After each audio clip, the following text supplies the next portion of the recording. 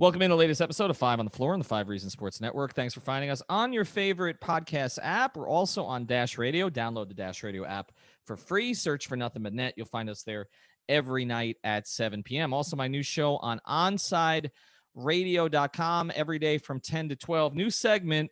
This should be interesting. Every Thursday, Ira Winderman of the South Florida Sun Sentinel, I used to work with and also against, will be with me from 10:30 to 11 a.m. every Thursday on OnsideRadio.com. Also, check out 5reasonsports.com. Spell it out, F-I-V-E, reasonsports.com for all of your free South Florida sports content. Also, check out the great sponsors of the 5 Reasons Sports Network. We've been promoting this a lot for NFL, but, they do NBA too, and it's a lot of fun, and they're going to be adding soon single stats where you can basically decide whether you think in, for instance, a game Jimmy Butler actually plays, whether or not he's going to go, say, over 23 points or under 23 points, pair him with other players, and then try to win. It's prizepicks.com.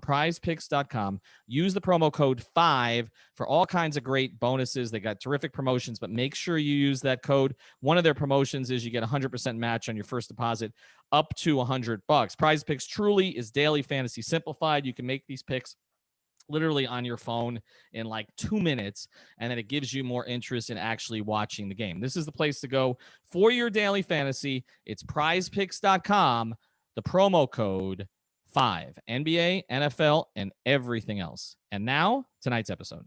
1, 2, 3, 4, 5 on the floor. Welcome to 5 on the Floor, a daily show on the Miami Heat and the NBA featuring Ethan Skolnick with Alex Toledo and Greg Sylvander, part of the 5 Reasons Sports Network. Welcome into the latest episode of 5 on the Floor. Today's floor plan, I am your host, Greg Sylvander, joined by Alex Toledo. No Ethan Skolnick. He has the night off, enjoying some sort of festivities elsewhere, but he missed a great game. So tonight, our objective is to kind of break down what happened in Philadelphia. The Miami Heat lost 137-134 in OT. Obviously, there was a ton of drama surrounding the team as it relates to COVID and missing players, and there was a skeleton crew out there tonight, and I think there was some good and there was some bad from the game in terms of what we can take from it going forward. Mm-hmm. But where I want to start is Gabe Vincent. I feel like this was a game where we saw some things from him that maybe we didn't know that we could. And I'm interested, Alex, to hear your perspective on what you saw from Gabe Vincent tonight. I mean, he balled out, man. They really gave him the leash out there. Obviously, they only had 8 guys available, so it's not like they had a lot of other options. But they really gave him a shot to prove himself out there, and he did. He went 9 of 20. He took a whole lot of threes. He went 4 of 12. But he was just out there looking like a functional guard, right? And I'm not saying he was handling the offense the whole time, but he was just really capable, I think, of kind of making the right reads and kind of being just a really, really good fit for what they were doing on offense. I mean, they were missing their 3 best players, and they were able to replicate a lot of what they do on offense because of the guys that they still had left out there, specifically the amount of shooting that they had. And Gabe Vincent is one of them. Like, I think he did exactly what kind of we've been wanting to see out of Kendrick Nunn this whole time, where he just kind of, he'll go and float into a pull-up when it's there. He'll take the threes when it's there, just making simple little reads. I thought he had a really great game. Yeah, I mean, the box score obviously doesn't jump off the page when you look at Gabe Vincent, but I felt like the kind of offense that he provided the team was something that they had to have, like you say. I mean, they got 56 3-point shots up, which is huge. And, led by guys like, Duncan Robinson was 6 of 14. Gabe Vincent, as you mentioned, was 4 of 12. But you also got 3 of 9 out of Tyler Herro, 3 of 9 out of Kelly Olynyk. 2 of 6 out of Max Strus. So they got the 3-point shooting necessary. And then the guy who really kind of stepped up as the game went on, I felt like it was like he started to find his groove as we went along throughout the game and really rounded out into one of his better games of the season. Even though there was the 6 turnovers, and that's Tyler Herro. I mean, I think we got to give him his credit here. 12 of 26, 34 points, essentially was cast with having to create everything basically for this team on offense. And And he came through. I mean, in a shorthanded kind of situation, when you look at what Ben Simmons did tonight, I think you could clearly say, not that you're necessarily matching those two guys up, but from an impact perspective, Herro was a better player tonight.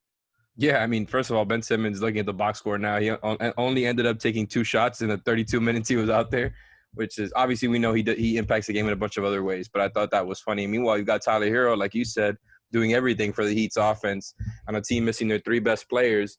He went 12 of 26, which, it's not exactly 50%, but it's right under it. And like, I thought he played really great. Like, he obviously still gets on the boards there with the 7 rebounds. He was able to really come through and give them what they needed, not only in the fourth quarter, but also in overtime, where it's just like, well, is Tyler going to be able to kind of create something for you every time? And I know it's not Tyler like isoing into a jumper, but he's doing the bulk of their creation. I feel like even if the ball is moving a lot and guys are screening, I think he has a lot of the dribbling responsibility there and shot creation responsibility. And he was able to just keep it firing and keep it going and keep finding good looks. He didn't play a perfect game by any means, like you said, with the turnovers, but my God, is that kid confident, man. And the Sixers have some really, really, really good defenders out there. And they're not all matched up against Herro all the time. But I was just really impressed, man. Like, he continues to be that confident type of guy. What he's doing around the rim, too, like that really jumps out at me, is that he is learning that teams are thinking of him as a long distance guy and kind of like a shooter and kind of, with all his array of moves and footwork, he's learning that he has to actually get to the cup and finish. And we're seeing more and more of that. And I think shout out to those 8 free throw attempts, by the way. Right there. I mean, that's huge. That's the kind of stuff that separates. I mean, I know Dwayne always talked about early in his career, what separated him was that ability to get to the free throw line. So just as we kind of transition away from the guards and the wings, I wanted to touch on Precious Achiuwa a little bit because, for a 35-minute game to get 17 and 13 and to know that we have a young player in the pipeline that has the capability in a matchup against Joel Embiid. And we're going to talk about kind of how he got torched on one end, but at least offensively, he appears to be productive. And I think that in a situation like this, where he was forced to play big minutes, it's nothing but encouraging to see him play as well as he did. And I just don't know. Eventually, I think that they got to try the Bam and Precious thing, Alex, right? Like that has to happen at some point. I don't know, man. I'm not sure. It doesn't feel like we're headed towards there yet, just because we've only seen them play 1 minute together so far this season. It just seems like we're not there yet. I mean, I'm not opposed to it. And I've said in previous pods, I would like to see that with, 3 shooters on the floor, whether it be, Goran, Tyler, Duncan, something like that with those 2 guys. I think that would be really interesting, just kind of setting the 2 of them up at the elbow and just seeing what happens. And, maybe you have Precious rolling to the rim. But regardless, I thought Precious had an up and down game today, but I was still pretty positive about it. Like, I obviously he went 7 for 10.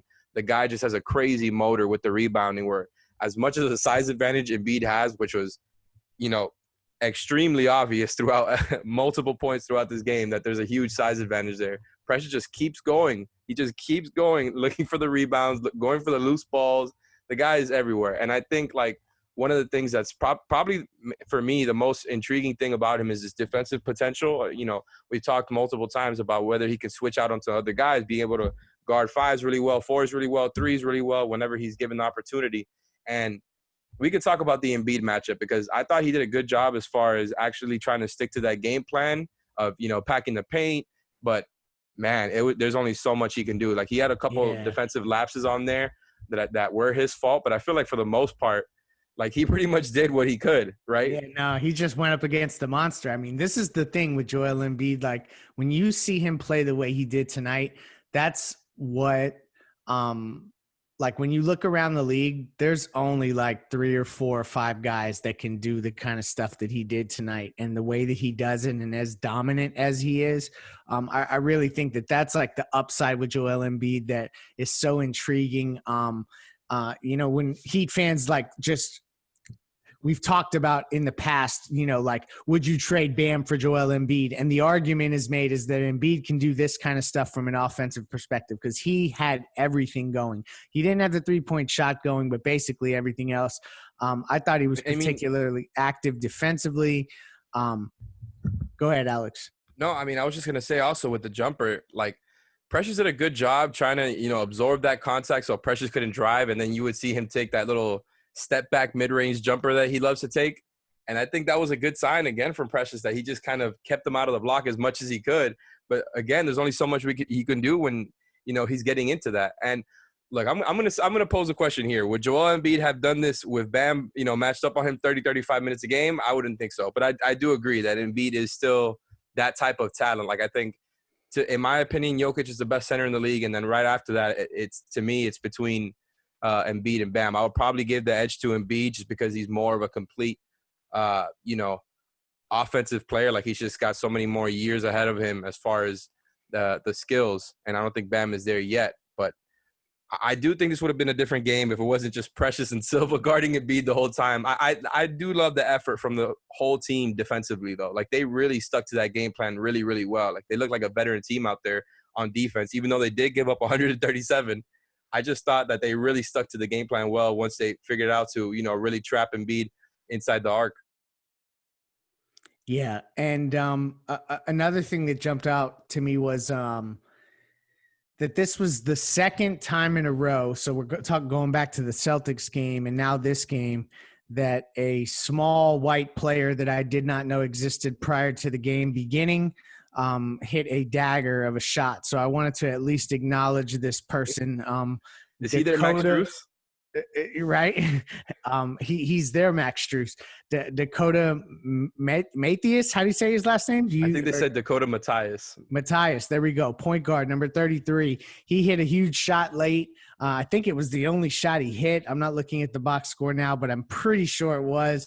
And that was a backbreaker. And then he missed both free throws. Right, exactly. So that was a tough scene. I was interested to watch Maxey, the kid out of Kentucky. I thought that he had some up and down moments, but overall, I kind of liked what I saw from him. 8 assists, 1 turnover. So I think that there was some, the Danny Green, of course, 9 threes. We should have expected that going in. Did he hit 9 threes total in the finals? Because I feel like we haven't seen him do it in a while to the Heat. Right? It's like he's coming back to haunt us. And this was kind of the thing with this game, is that I just don't think that we can get too up in arms with the result. Like, they lost by 3. It was in overtime. They're shorthanded. They're on the road. There's all this COVID concerns. You're missing all your top players. So ultimately, like, everything that comes from this game, other than obviously the loss in the standings, is pretty positive from my perspective. You're getting young guys run. So I guess the Sixers had their 2 best players. They did. So I think that there's some good stuff that they can take from this particular game. And after the break, we're going to get into one of those things that's going forward. We'll get back to our episode in a second, but first I want to tell you about one of the great sponsors, another of the local sponsors of the 5 Reasons Sports Network. Support South Florida, and you're supporting us. His name is Mark Brown, M-A-R-C, Brown, PA. This is real estate litigation and transaction law. It's a commercial and residential firm. But here's the big thing. They got a full-service attorney-owned title company. That's right there in-house.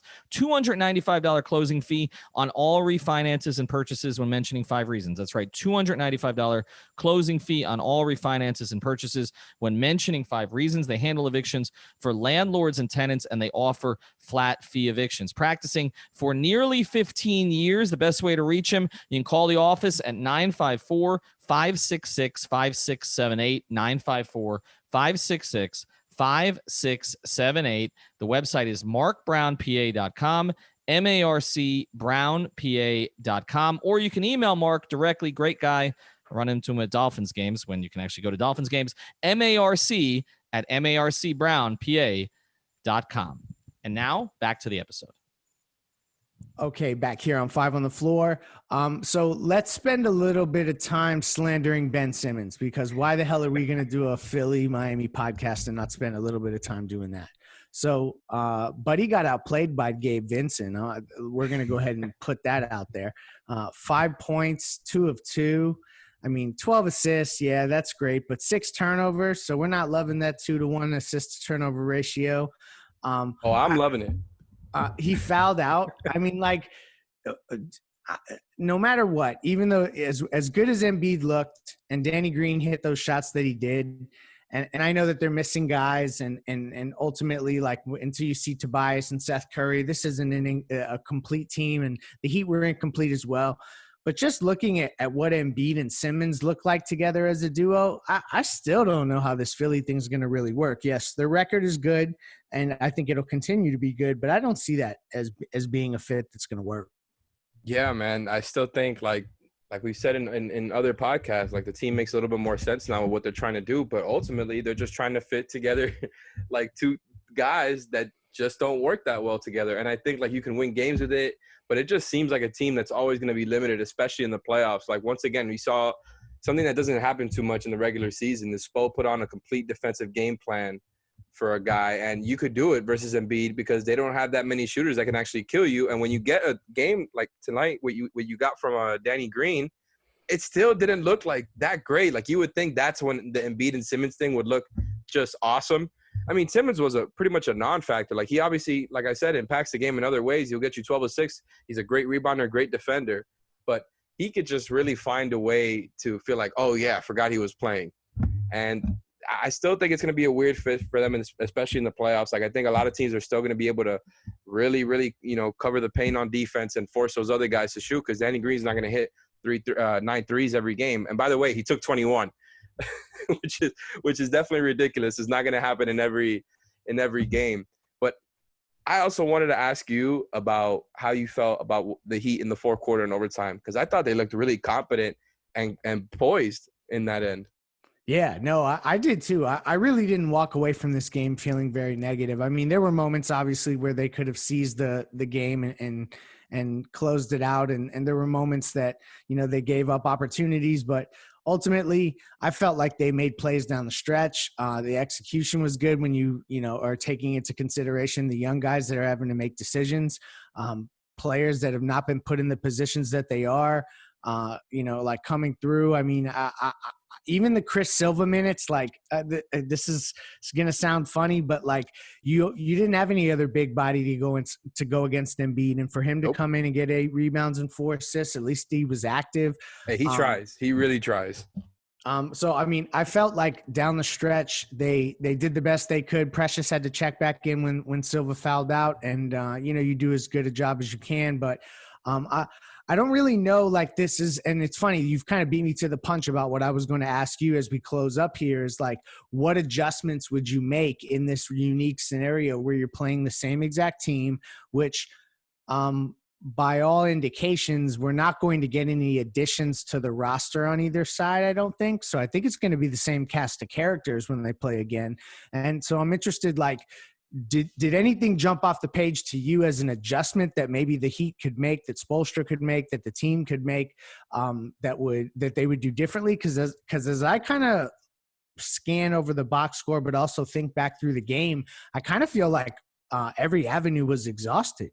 Yeah, I pretty much feel the same. Like, I think with the guys that you do have out there, they pretty much played the formula to, 100%, like, as much as they could. The guys that you have out there lends to, Precious being the screener and everybody else spacing the floor, Tyler handling, and you're just going to get a bunch of threes off. They took 56 threes, and we know this team likes to shoot, but it's obviously just even more of an emphasis with the guys that they have out there.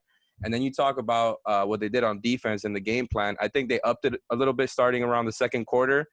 I think maybe if they were to just stick to it a little bit more on defense to Embiid and just really denying him the ball and not even ever letting him get the one-on-one.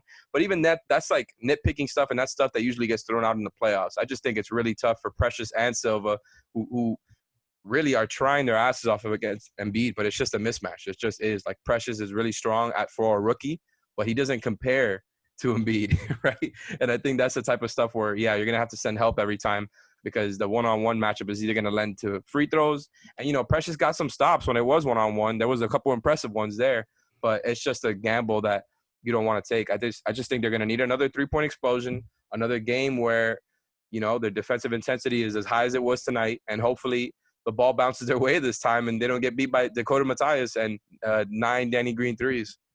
Right. And, maybe Shout out Duncan Robinson, by the way. We haven't even talked about him. I thought he was awesome in this game. Like, he looked great. Yo, I know. You know what? We're going to take a couple seconds and just go through this because 45 minutes, like, to rely on him for a full game is huge because that means that he was, I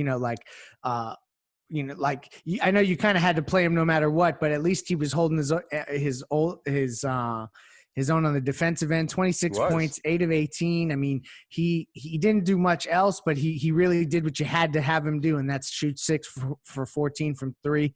So yes, Duncan Robinson was definitely one of the players of the game, and you're going to need it again. Like, I don't really see a road to them getting a victory against this team without pretty much this same game plan. Maybe they could shoot a little bit better from 3 and run Philly off the line a little bit more.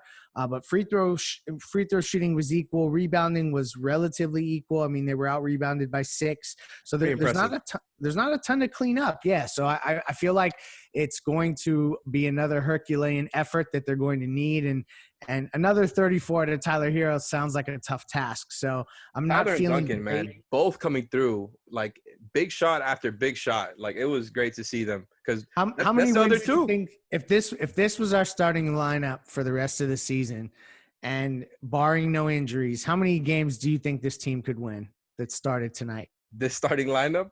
Yeah. You mean like over a regular 82 game season? Yeah. Like Precious is your center with Olynyk, and then you got Herro and Vincent in the backcourt, and Gabe and Duncan as your 3. How many games are you winning? Oh man, I don't want to know that. We might have to figure that. I mean, we might get that, man. Who knows? The rest of the season could get really weird. I hope it's not too long. I did have a lot of fun with this game. Just an absolutely roller coaster game. So you know what, man? I'm not opposed to it. That team tried their asses off. Like, they really wanted this game, and I thought they were gonna win it too. If it wasn't for a couple, that one Tyler Herro turnover at the end of the 4th, like, there was just so many moments in this game. I've already lost. Like, I can't keep track of all of it, of how we got to the end, because there was just like, I feel like the lead changed or got tied like 8 different times at the end. Between beginning the end of the last minute of the 4th and then through overtime. Like, it was just unbelievable. I thought they really, really competed their asses off out there. Back and forth. And we will be back with you again with another episode coming soon.